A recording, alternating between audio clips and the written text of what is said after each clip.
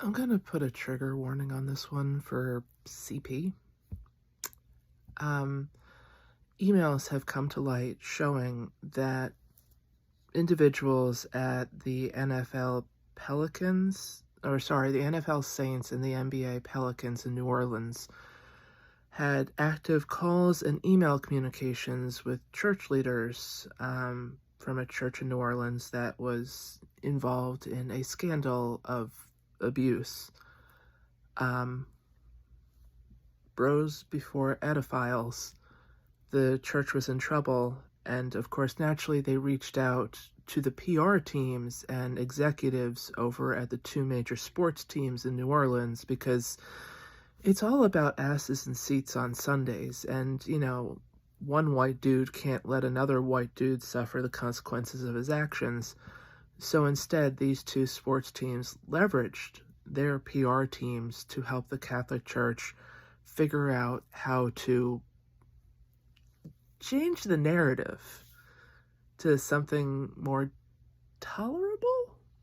I don't care how nice Father Dave is, but he calls you on a random Tuesday and is like, hey, so there's this little thing at work, and I was just wondering, can I get some advice? And the second he mentions the abuse of children and you don't hang up the phone, instead you go, wait a minute, let me call Charlie in PR and let's get on a Zoom here because, we want to talk this out. Morally. Not even on a religious level. Morally, the fact that you didn't hang up the phone and be like, oh, consequences of actions, my dude. I was forced into CCD and I learned at least that. It isn't completely clear from the article I read if, the church reached out to the NFL team first or the NBA basketball and football. It's not clear if the football guy called the basketball guy or if the basketball guy called the football guy, but two leaders walked down to their PR departments and were like, hey, great on ticket sales, getting asses in the seats. Yay, go sports balls. You guys don't look busy, so I'm just going to put you on a conference call with this religious guy. We can't let a bro fail, so just give him your best advice as to how to say what he needs to say without making it sound like they did in fact abuse children. So that's not only a church full of people who were desperately trying to sweep this under the rug. That is an everyday activity for the Catholic Church. That's pretty much how they start their day. Recently, there was even a New Orleans priest, I'm not sure on the terminology, and I'm so proud of that, wanted to take funds that were specifically donated to the church's food bank, and he wanted to use them to cover some of the financial penalties for their abuse. And when church leaders were like, we can't do that, these funds were specifically marked for the food pantry, he fired the board. So clearly a good guy to start with. But how close are the head of the church and the head of the two sports teams in your town that they feel very comfortable calling each other about this stuff? That alone is worrisome. The fact that then these two sports dudes called their PR teams, the PR teams walked into the office, or in some cases just responded to an email on the fly and was like, yo, I can get this taken care of. Seemingly only quotes and extracts from these emails from the Guardian article, the casual way in which they were just like, oh yeah, this is something we deal with every day.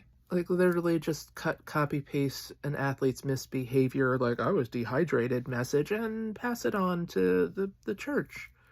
Yes, well, unfortunately, the dudes in charge over here, they too were dehydrated, and that's what led them to these actions, which weren't bad at all. When people wonder why I'm against sports and organized religion, it's because organized religion has carried out atrocities for so very long, and they don't seem to be breaking any of their bad habits. We're still seeing the worst of the church's behavior in 2025. Why don't I like organized sports? because parents put in 12 years of possibly forever damaging their child physically or mentally to hopefully get them into a major sports team, which the money can be life-changing. But the second physically you break your body, the team is done with you. And truthfully, the players get a fraction of that money. The stadiums are tax-free, the parking lots are tax-free, most of it is an incentive. Stadiums are always built by destroying some of the most impoverished areas in a city. The owners make billions while the players make millions, and I know that's like hard to... They're making millions, yes, but the guys who've never played football ever make billions, while these guys by 35 walk like they're 85. And if they're really lucky, they don't start to show mental issues until they're 55, in which we can just call it dementia and not side effects from taking constant hits to the cranium, which by now we know is a bad thing. And yet parents still sign their kids up for Wii football, thinking one day my son will work for the whatever New Orleans team whose PR department has to spend their time partially defending the bad behavior of sports players and partially defending the bad behavior of the priests. Yeah. Maybe it's time to go watch like the local leagues. You know, the guys who hold down day jobs but on the weekend play basketball, who have no PR team defending their worst behavior, and